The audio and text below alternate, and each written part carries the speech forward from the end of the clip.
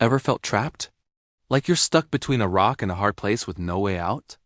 Imagine that feeling, but a million times worse. You've just led your people out of centuries of slavery, only to find yourselves cornered. In front of you, a vast, impassable sea.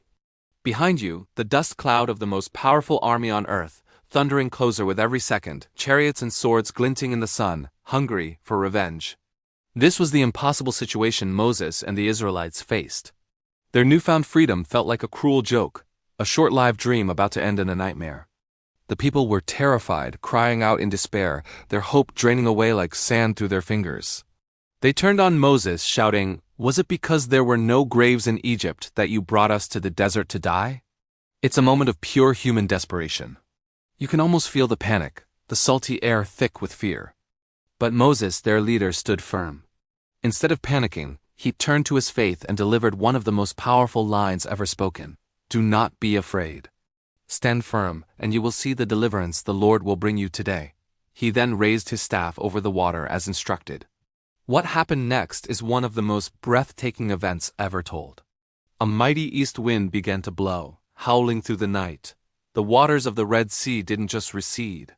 They piled up into two gigantic walls of water, creating a dry path right through the middle of the sea. Can you picture it? A pathway of dry land, with towering liquid walls on either side.